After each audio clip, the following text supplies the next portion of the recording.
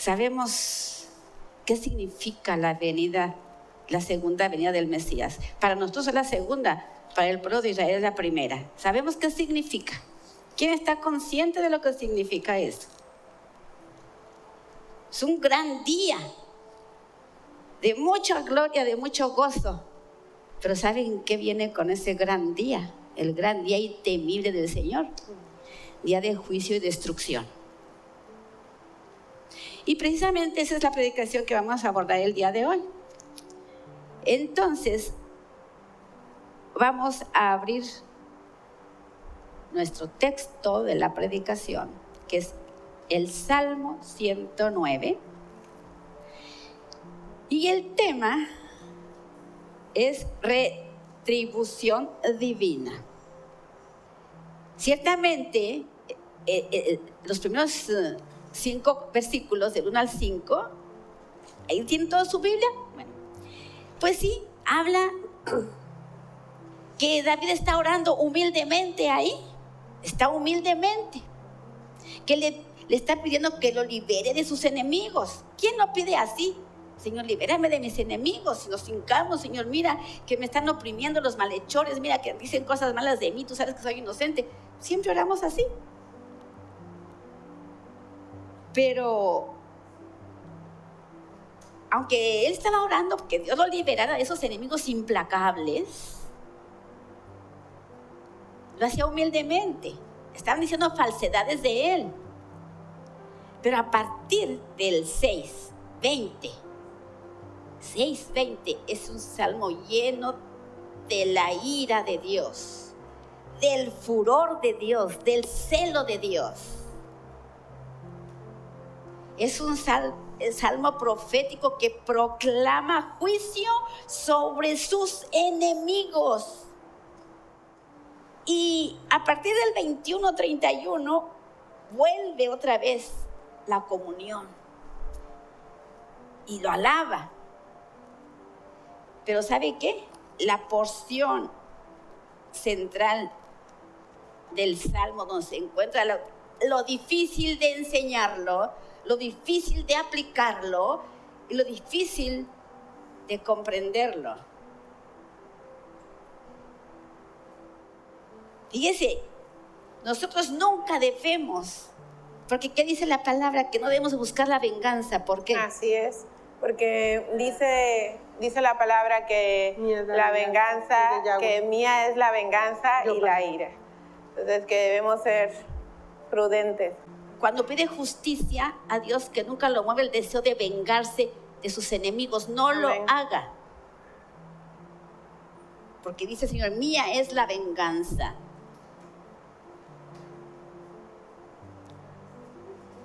Esta es una denuncia profética específicamente de las personas que describe Isaías 59:4-5, Mateo 12:33, Mateo 24:33, Mateo 25:41. Es ese tipo de personas nada más a las que se está refiriendo el Salmo, pero solamente del 6 al 8, los 6 y 8. Se refiere al hijo de perdición. Este hijo de perdición, ya sabemos quién es. ¿Quién es ese hijo de perdición? Satanás. ¿Y cómo, tienes un texto que diga ahí? Bueno, precisamente ahorita que estaba escuchando todo la palabra que el Señor está exponiendo por conducto de usted, estaba viendo precisamente lo que viene en Juan, capítulo 8, precisamente donde Yeshua está debatiendo o exponiendo la palabra con los que son oponentes a esta palabra, y donde les dice, verso 43 del capítulo 8, dice, ¿por qué no entendéis mi lenguaje? ¿Por qué no podéis oír mi palabra? Vosotros sois de vuestro padre, del diablo, y los deseos de vuestro padre queréis hacer. Él era homicida desde un principio y no se mantuvo en la verdad, porque no hay verdad en él. Cuando habla mentira, de lo suyo habla, pues es mentiroso y padre de ella. Pero a mí, que digo la verdad, ¿no me creéis? Bueno, ¿y qué dice, ahora que hablas de eso, qué dice específicamente Deuteronomio 29:29? Habla de que lo que está oculto es de Yahweh, pero lo que es revelado es para sus hijos. Amén. Y sus hijos son todos aquellos que escuchan su voz. Dice el Mesías que Él es el buen pastor y que sus ovejas escuchan la voz. Amén. Y también dice en Juan 14, dice que quien le ama obedece sus mandamientos, pero quien obedece los mandamientos lo tendrá a Él y al Padre por morada suya. Lo voy a leer. Entonces es importante mencionar eso que dices, porque está hablando específicamente quiénes son esos que van a coheredar el reino juntamente con el Mesías. Las promesas, ¿verdad? Exactamente. Y aquí, hermanos, Juan 14:21. Cuando damos Juan 14:21, no se limite nada más a leer 14:21, lea todo el capítulo, ¿no? Así para que aprenda. Fíjese lo que les dice, ¿eh? A ver, el que tiene mis mandamientos y los guarda, ese es el que me ama. Y el que me ama será amado por mi Padre, y yo le amaré y me manifestaré a él. Pero dice, pero el que no me ama, el que no entiende mis palabras, en el 24. Y esta palabra que ustedes escuchan no es mía, sino del Padre que me envió. Estas cosas les he declarado estando con ustedes. Pero el ayudador, el Espíritu Santo, a quien mi Padre enviará en mi nombre, Él les enseñará todas las cosas y les recordará todo lo que les he dicho. Esas son promesas para los que lo aman. Y para poder entender las cosas profundas. Para esos, hermanos, no está dirigido este mensaje de destrucción, porque nosotros no somos generación de víboras. Y si no somos generación de víboras, entonces tenemos que demostrarlo con nuestra conducta. Se refería aquí, cuando estaba haciendo esta oración, al hijo de perdición, a quien Yeshua, cuando lo nombra entre sus 12 discípulos,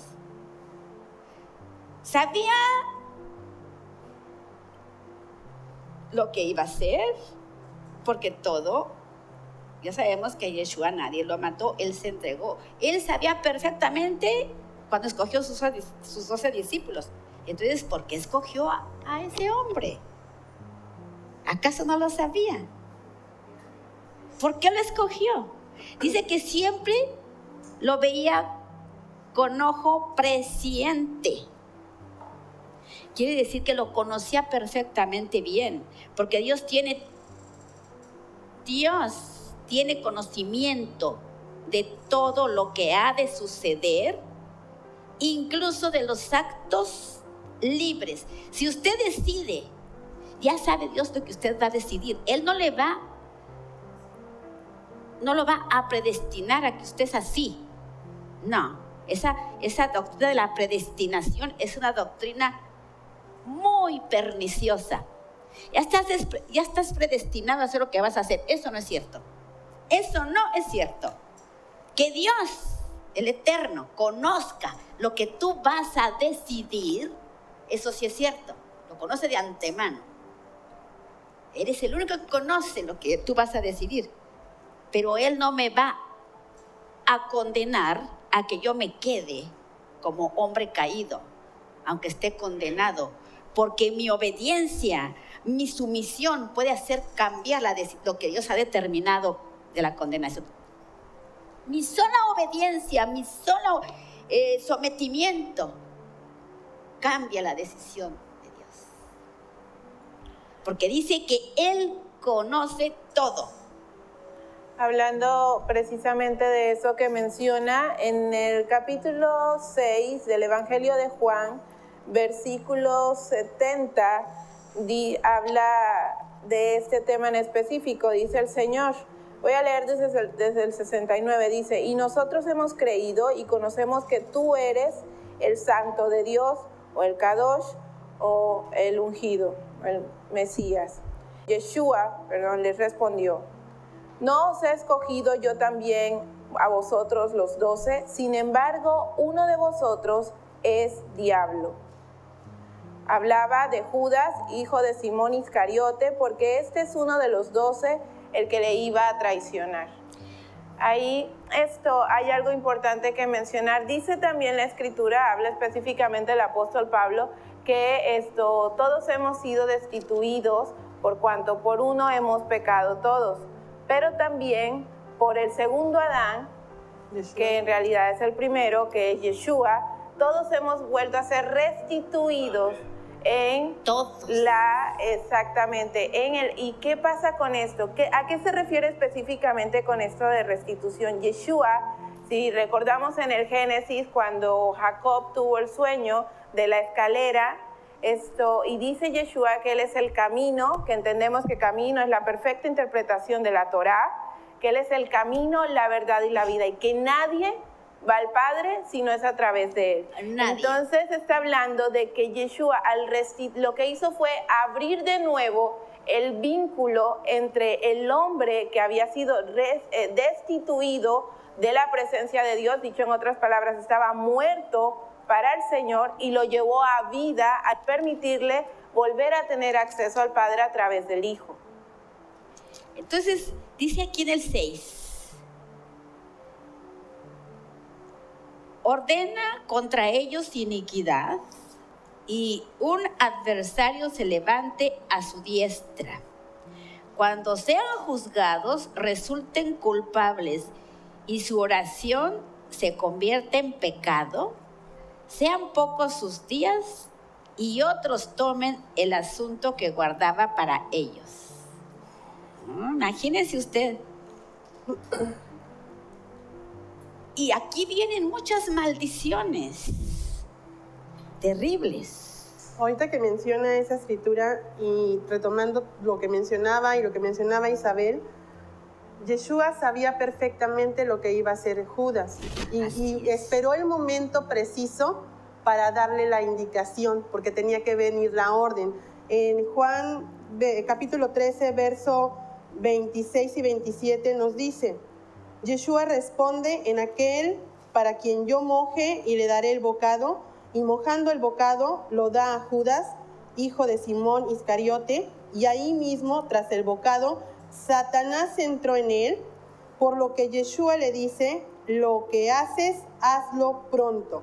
Y esto me remonta al inicio que estábamos en el estudio, cuando mencionaba la pastora la escritura del Génesis 3, verso 1 al 5, donde sigilosamente Satanás viene al oído de la persona a susurrarle la murmuración, la mentira mezclada con algo de verdad, que realmente viene siendo mentira, para engañar y persuadir a aquel que no está cimentado en la palabra realmente del Padre, y que puede fácilmente sucumbir al engaño y ser arrastrado por este.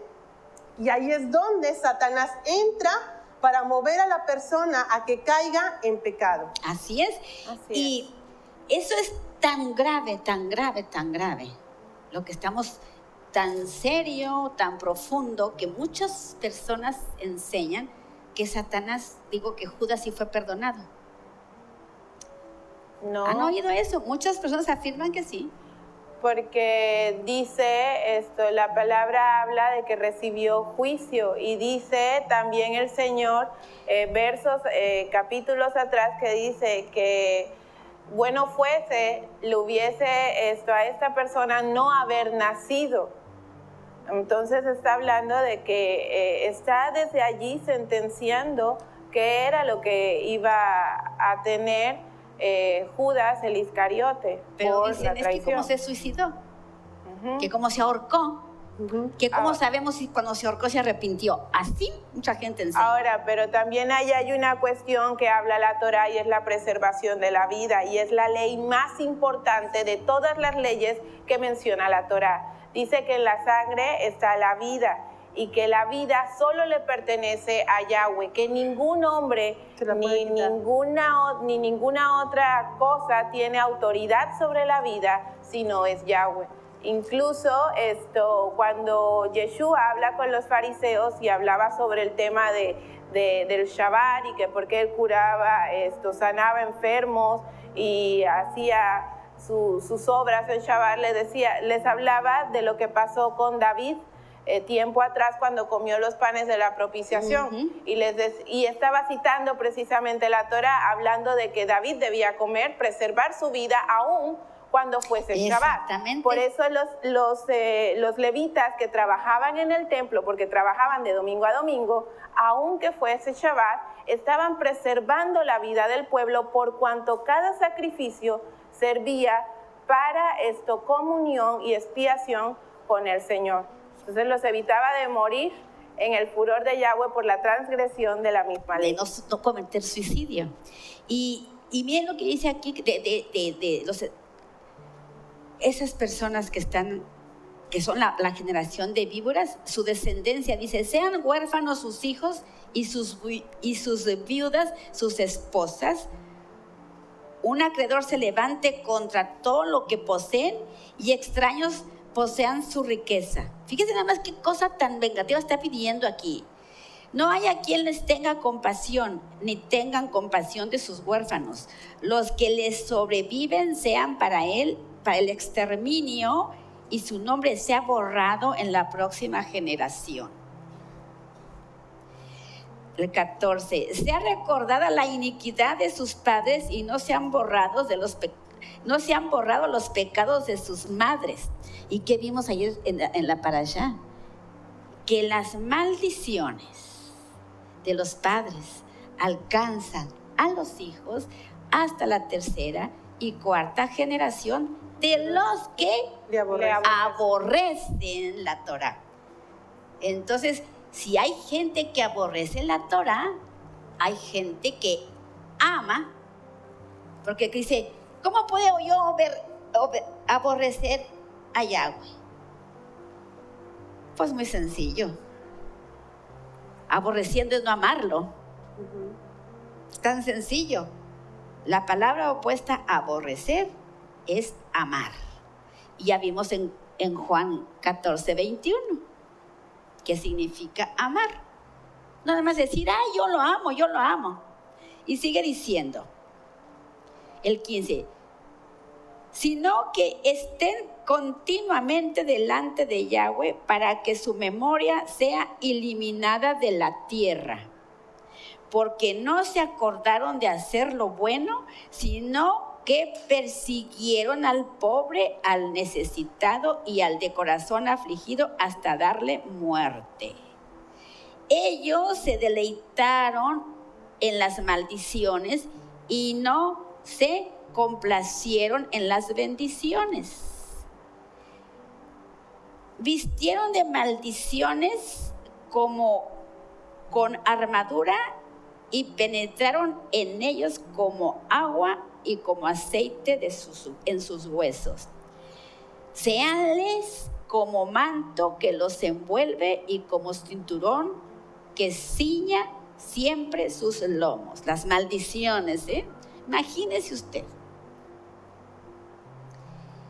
Esta es la condición de los que aborrecen a Yahweh y los que declaran el mal contra mi vida. Nosotros,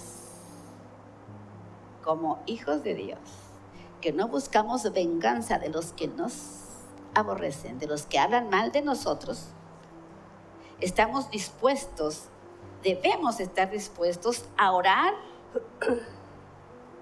por la conversión de nuestro peor enemigo.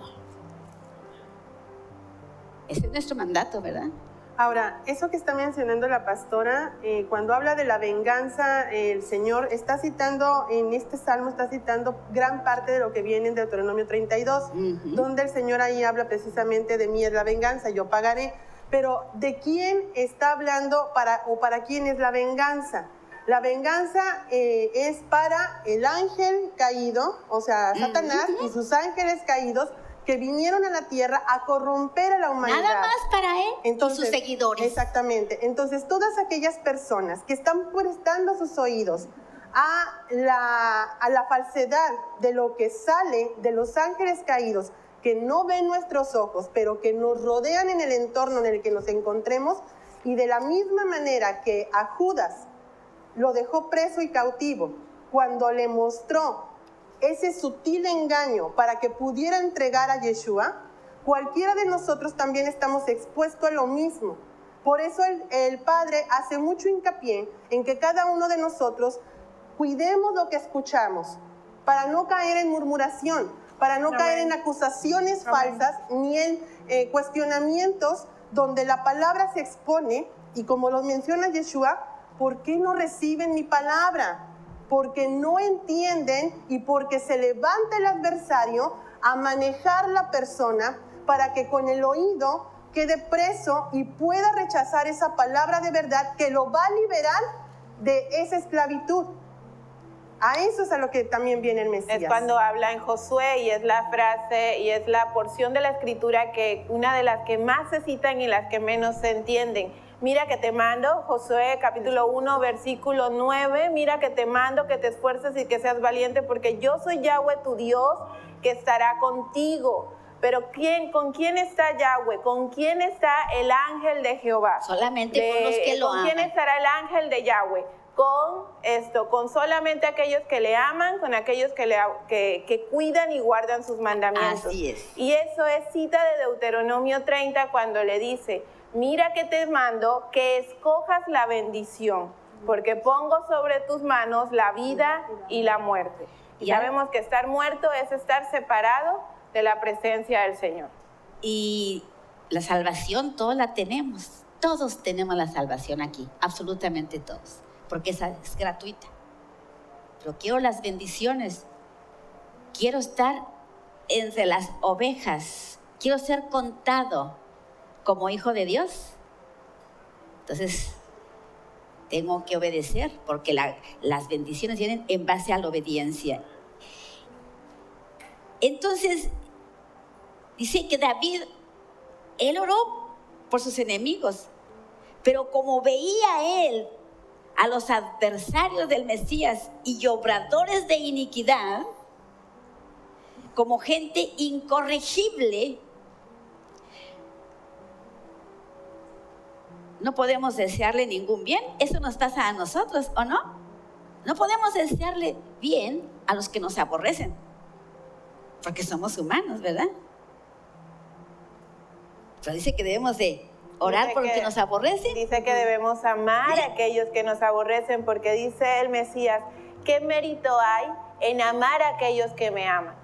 Entonces, nosotros debemos ser imitadores de nuestro Señor, porque dice la palabra que también ningún siervo es más que su Señor. Y si el Señor amó a aquellos que le aborrecían, nosotros debemos hacer lo mismo. Pero sin embargo, imagínense que cuando nosotros nos damos cuenta de todo lo que está pasando, son gente incorregible, que hace mucho daño, que dañan niños, que dañan mujeres, que hacen muchas atrocidades. Nuestros gobiernos hacen planes astutos para despojarnos, nos empobrecen, no nos dan servicios sociales, no nos dan nada, nos tienen todos arrinconados, no hay seguridad. Está el mundo así está el mundo. Entonces, es una opresión cruel que todos estamos sufriendo. Y nosotros estamos indefensos porque están los grandes poderosos arriba guiando a las multitudes, ¿sí? Entonces, nosotros no podemos ignorar todas estas atrocidades. ¿Ustedes creen que esas atrocidades están siendo ignoradas por el juez justo, por el Rey de Reyes? No, están siendo ignoradas. Así es. Pero dice que Él viene, hermanos, viene a hacer justicia a la tierra. Debemos de esforzarnos en ser contados como ovejas y no como cabritos. Eso nos lleva cuando hablaba con la iglesia de Pérgamo. En Apocalipsis capítulo 2, verso del 14 al 17 y les dice: pero tengo unas pocas cosas contra ti, que tienes ahí algunos que retienen la enseñanza de Balaam, que enseñaba a Balac a poner tropiezo a los hijos de Israel, a comer cosas sacrificadas a los ídolos y a cometer fornicación. Así tú también tienes a los que de la misma manera tienen la enseñanza de los nicoalitas.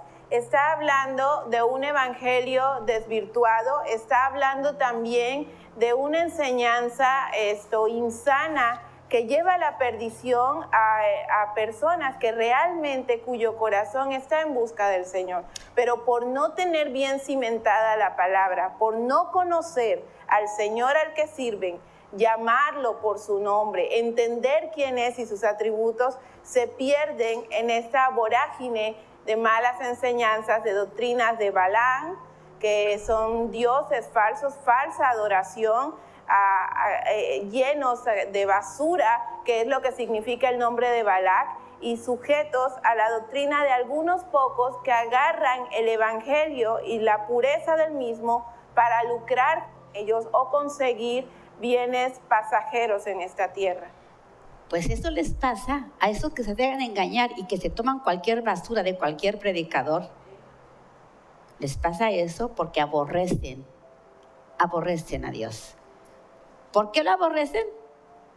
Porque no guardan sus mandamientos.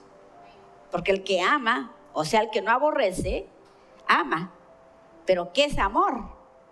Amar es obedecer los mandamientos. Amén.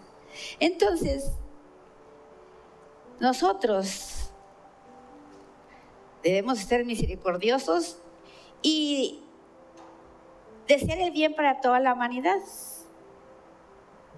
Pero ¿qué pasa entonces que se está promoviendo tanto el odio? Odio entre cristianos, odio entre judíos cristianos, odio entre... una división tremenda dentro del cuerpo de Cristo. No hay unidad, todos se odian, todos pelean. Bueno, esto me lleva a mí a una sola situación. El Mesías dijo claramente que una de las señales de su venida sería cuando reino contra reino se levantase. Amén. Y está hablando no de lo literal solamente, sino del reino de las tinieblas y el reino de la luz, que están en una franca lucha constantemente, generación tras generación, y por eso el Padre nos está mostrando en este Salmo esa venganza que está citando Deuteronomio 32, pero también está citando Efesios 6, donde la lucha no es contra carne y sangre. El momento en el que estaba levantando este clamor David, él sabía perfectamente que estaba hablando del reino espiritual, donde él sabía perfectamente que se manejan las tinieblas y empiezan a manejar en el ámbito natural a las personas movidos por las concupiscencias que tienen y por no estar sujetos a una autoridad, la autoridad máxima que es Yahweh.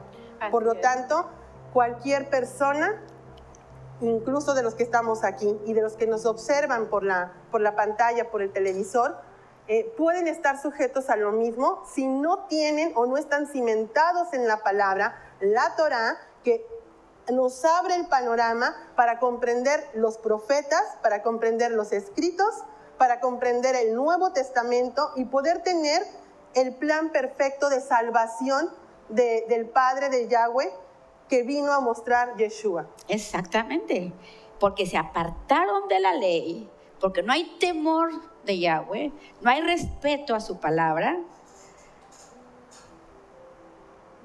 Nuestros gobernantes pisotean la ley del mundo, porque hacen lo que quieren. Entonces nosotros debemos, con mayor razón, estar indignados también contra ese trato inhumano que estamos viendo en la sociedad. Pero sin embargo,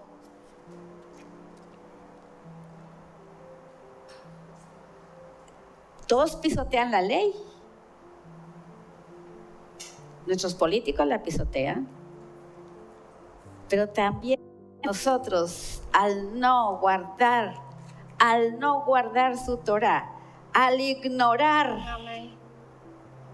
lo que dice aquí, porque dice eso ya no me corresponde a mí, también estamos pisoteando la ley de Dios. Al no tomar en serio que pronto viene el Mesías por segunda vez a hacer juicio a las naciones. Entonces, la ira contra el pecado y el deseo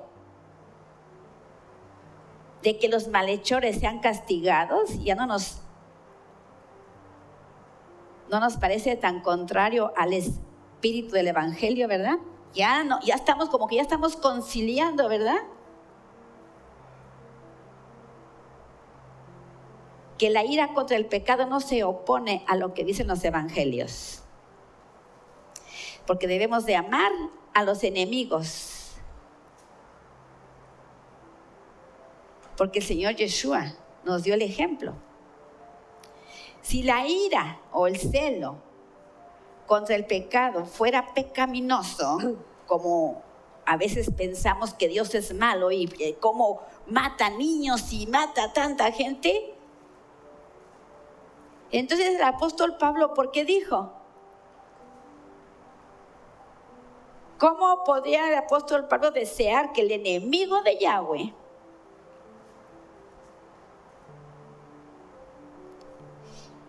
el pervertidor del evangelio, cualquier persona que pervierte el evangelio es enemigo de Yahweh? Y Pablo le dice maldito. ¿Cómo no puede decir el apóstol Pablo eso? Y también, ¿cómo podrían decir los santos martirizados ahí en Apocalipsis rogando para que se cumpla, que se haga juicio? ¿Qué dicen ahí? ¿Cómo están rogando en el cielo los santos martirizados que se ejecute venganza? Así es. Lo dice en Apocalipsis.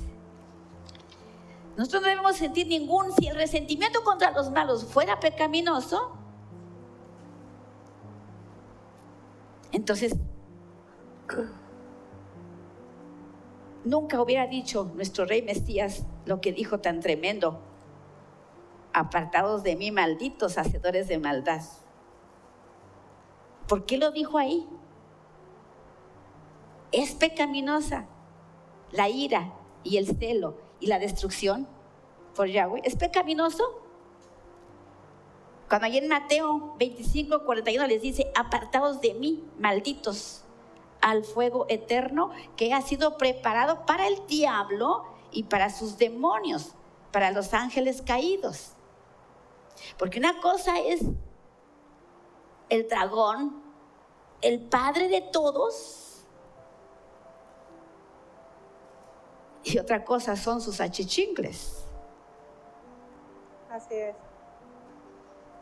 No es lo mismo decir un ángel caído que Satanás. No es lo mismo. Si no el Mesías no hubiera dicho esta frase tan terrible: ese fuego ha sido preparado para el diablo y para sus demonios, nada más. Pero si yo persisto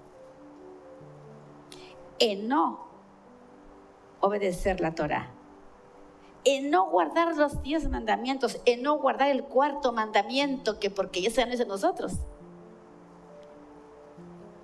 entonces no sé qué va a pasar conmigo.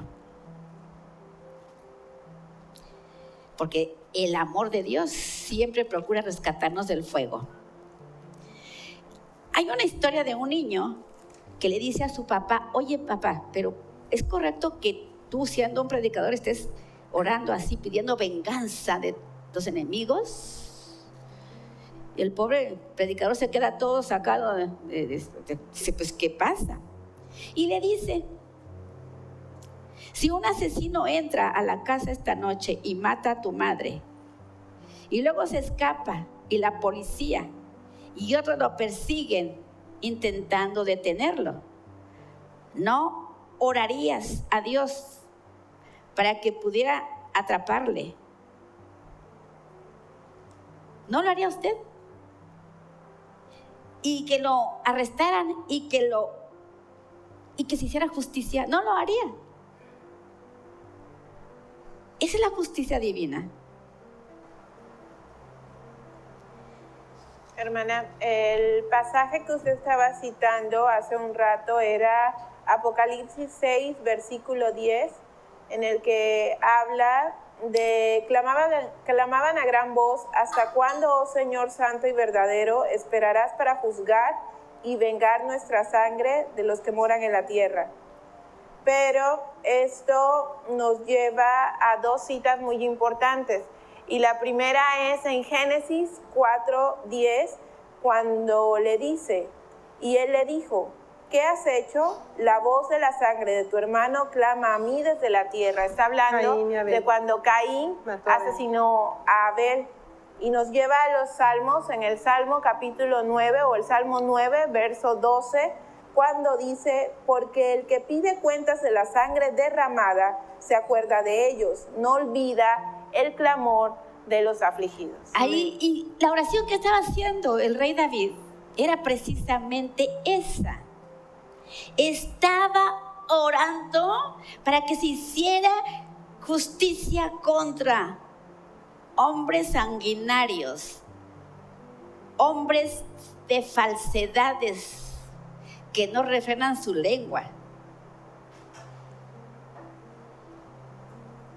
hombres criminales, enemigos de la paz de la sociedad.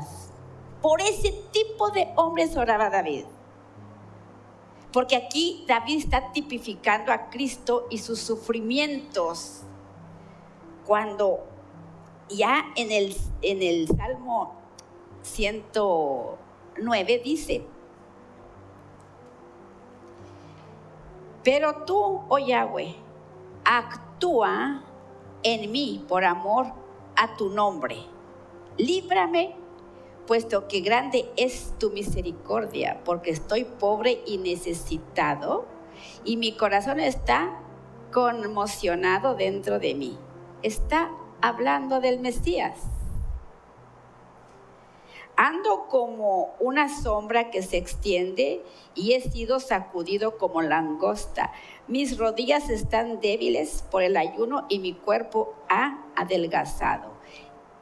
He llegado a ser objeto de oprobio para ellos. Me miran y meneaban sus cabezas. Ayúdame, oh Yahweh, Dios mío, y sálvame conforme a tu misericordia. Ahí el Mesías está orando para que lo salve, lo rescate en resurrección. No para que lo librara de la muerte física, sino para que no lo dejara en el Seol. Que entiendan que están en tu mano y que tú lo has llevado a cabo. Porque dice, a mí nadie me quita la vida, yo la entrego por muchos. El que llevó a cabo esa ejecución en la cruz no fueron los hombres, no fueron los judíos, no fueron los romanos, que fueron el medio que Dios usó, porque ellos eran gente que se prestaba para la serpiente. Pero ellos no fueron, solamente fueron un vehículo que Dios usó. Como nosotros podemos ser vehículo o para que Dios nos use o para que nos use el enemigo. Dice que hay vasos de honra y vasos de deshonra, y ambos Dios los usa para sus propios fines. Ahorita que estoy escuchando esas palabras, algo que sí tenemos que entender y nos debe de quedar muy, muy claro es que no solamente Yeshua viene a restaurar el nombre del Padre y su nombre propio, sino también lo que encierra el nombre de Yahweh. Y el nombre de Yahweh describe quién es Él y dónde lo vamos a ver descrito quién es Él para que nosotros lo podamos conocer en su Torah, lo que conocemos como los primeros 5 libros de la Biblia. Y este mismo cuestionamiento no solamente se le hizo a Yeshua, sino también a Saulo, porque también a Saulo se le hizo ese mismo cuestionamiento, y en el libro de Romanos, capítulo 7, del verso 7 al 25, él da la explicación en base a la Torá, para que todo aquel que piensa que la Torá ha sido abolida y que ya no tiene razón de ser, y por lo que estamos viendo necesitamos una autoridad que legisle la conducta del ser humano, porque sin ley no hay justicia. Y para ello, el Padre nos lo dice claramente en este capítulo, cuando le preguntan a Saulo, ¿qué diremos entonces? ¿La ley es pecado? De ninguna manera. Más bien, no conocía el pecado, sino por medio de la ley. Y ciertamente no habría conocido la codicia si la ley no me dijera, no codiciarás. Por lo tanto, nosotros podemos tener un conocimiento de que somos buenos hasta que no se nos demuestre lo contrario. ¿Y cuándo se nos demuestra lo contrario? Cuando el Padre nos expone a su Torá y nos muestra la suciedad que cargamos. Solamente en ese momento, porque la palabra dice que es luz que ilumina las tinieblas. O sea, ¿qué quiere decir tinieblas? Mi pecado oculto. Porque todos tenemos pecado oculto, porque el rey David oraba, Señor, ¿quién puede estar consciente del pecado que no conoce? El Espíritu Santo nos saca lo más profundo que tenemos oculto. A veces lo ocultamos conscientemente o a veces ni sabemos. Pero una vez que se nos muestra nuestro pecado ya no es oculto. Nada más tengo una opción. O lo afrento, me arrepiento y lo dejo, o me hago como que no vi nada en este libro y sigo adelante como si nada. Aquí cuando está orando esta oración, está orando el rey David, ¿verdad? Pero es la oración que hizo Cristo cuando estaba en los días de su carne. Dice que sigue orando aquí. Dice, sean ellos, el 28, sean ellos malditos, pero tú eres bendito. Tu siervo se alegrará. Sean vestidos de ignominia los que me aborrecen, sean cubiertos con un velo. Daré gracias a Yahweh en mi boca y en medio de la multitud lo alabaré. Porque Él se pone a la diestra del pobre para librar su vida del juicio. Y esta oración la está haciendo, lo que está orando David aquí, tipifica la oración que Yeshua hizo según Hebreos 5:7. En esos días, dice, de su carne, ¿qué está diciendo? Habiendo ofrecido ruegos, súplicas con gran clamor y lágrimas, el que lo podía liberar de la muerte, y habiendo sido escuchado, fíjese, escuchado por su obediencia, hermanos, por su actitud reverente, porque él era temeroso de Dios. Como hombre nos dio el mejor ejemplo. Él fue obediente, dice, obediente hasta la muerte de cruz, siendo mismo Dios. Y su oración como hombre nos dio hacia su carne fue escuchada solamente en base a su obediencia. Por eso yo les digo y les insisto, si usted está enfermo de algo, porque sé que acá hay enfermos, y si usted no se postra y le ora al Señor, si usted no se humilla, quiere decir que hay soberbia. Porque si realmente estamos comprendiendo que Cristo estaba orando en los días de su naturaleza humana, en sus días, en su vida mortal, estaba en agonía. Y ahí en agonía estaba totalmente sometido al Padre. Por eso es que fue escuchado. Si no me equivoco, está algo escrito en Mateo 26:39. Sí, dice, y yendo un poco más adelante, cayó sobre su rostro y orando dijo, Padre mío, si es posible, pase de mí esta copa, pero no como yo quiero, sino como tú. Entonces, fue escuchada su oración en cuanto a que su muerte fue una exaltación. Lo resucitó de los muertos, pero no nada más lo resucitó. Dice que lo exaltó a la derecha del Padre.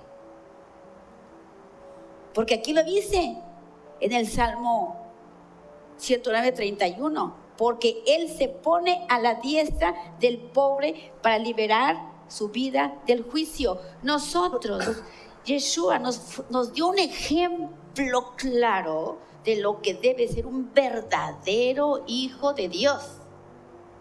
un genuino hijo de Dios se postra y clama, y si no lo escucha, entonces examínese usted mismo, examínese, para que no vaya a buscar brujos por ahí, ni curaciones espirituales, ni nada de eso. Humíllese ante el Señor, ante la mano poderosa de Yahweh. Vamos a Hebreos 2:9. Pero vemos a aquel que fue hecho un poco menor que los ángeles, a Yeshua, coronado de gloria y de honra a causa del padecimiento de la muerte, para que por la gracia de Yahweh gustara la muerte por todos. Estamos viendo lo que es entonces refundirse en el Mesías. Realmente lo estamos comprendiendo, hacernos uno con Él. Ya no más división entre lo bueno y lo malo, lo verdadero y lo falso, y hacer nomás uno en Él. Juan 12:27. Ahora está turbada mi alma, ¿y qué diré? Padre, sálvame de esta hora, mas para esto he llegado a esta hora. ¿Usted cree que Yeshua en los días de su carne quería ir a morir así? ¿Verdad que no? ¿A poco estaba disfrutando alegremente? Entonces, ¿por qué lo hizo? Por amor a usted y por amor a mí. Valoremos ese sacrificio que Él hizo. ¿Por qué tuvo que morir así? Para poder matar la simiente de la serpiente, que no es cualquier cosita, ya lo vimos. Para eso murió, no más porque me quede igual de serpentoso. Vamos a leer mejor Filipenses 2:6 al 11, por favor. El cual, extendiendo en forma de Dios, no quiso por usurpación ser igual a Yahweh, sino que se despojó a sí mismo, tomando forma de siervo, hecho semejante a los hombres, y hallándose en la condición de hombre, se humilló a sí mismo al hacerse obediente hasta la muerte y su muerte de cruz. Por lo cual Yahweh también lo exaltó hasta lo sumo y le dio el nombre que es sobre todo nombre. ¿Por qué Dios? Él tenía que obedecer, Él no tenía que obedecer. Pero como ningún hombre, ahí está la prueba, ningún hombre tenía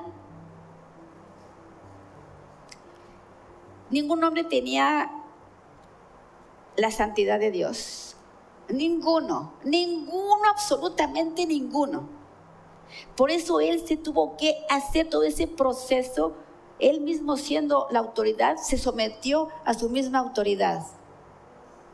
Él se hizo la autoridad y a la vez se hizo la sumisión. ¿Verdad?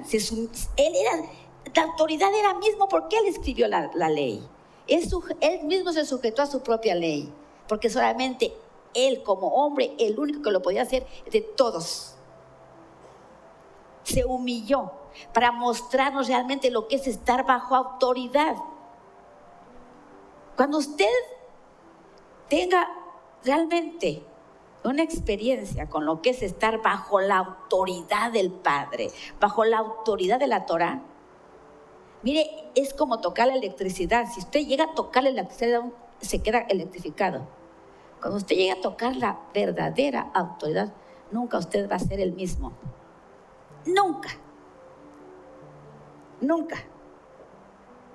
Pero mientras usted no se sujete, si en esta tierra usted no se sujeta a nadie, a ningún hombre que ve, menos se va a sujetar a Dios que no lo ve. Amén. Siempre va a decir, me quieren siempre gobernar, siempre quieren que haga lo que ella dice, siempre quieren que ella me quiere mandar, él me quiere mandar. A mí no me manda nadie. Yo con Dios y se acabó. Si no aprendemos a sujetarnos a las autoridades terrenales, menos a Dios, menos. Porque ni lo vemos y ni lo conocemos. Estamos hablando de autoridad, hermanos. Estamos restituyendo la autoridad. Esto se trató toda la enseñanza que hemos estado viendo en Números. Ya no estemos jugando aquí en la iglesia. Nadie los obliga a que venga. Total. Pero si vienen, tenemos que escuchar la palabra. no teniendo, él no considerándose que era Dios mismo, no le tomó en cuenta, sino que se hizo como un vil gusano como nosotros. Hijos de la serpiente somos todos. No le importó. Tuvo que tomar ese lugar tan humillante para venir a rescatarnos. Por eso la oración hecha en este salmo es respondida en el salmo siguiente. La oración de Cristo, de Yeshua, no fue dada solo mediante la resurrección, sino también su glorificación. Dice que Dios lo exaltó hasta lo sumo. Y mire, esto es para los hombres de carne y de hueso, lo que dice el Salmo 109:31. Dice el Salmo 109:31, muy sencillo. Este es para mí y para usted. Porque Él se pone a la diestra del pobre para liberar su vida del día del juicio. Amén. Él me va a esconder. El día del juicio vamos a pasar todos. Pero Él me va a esconder a mí.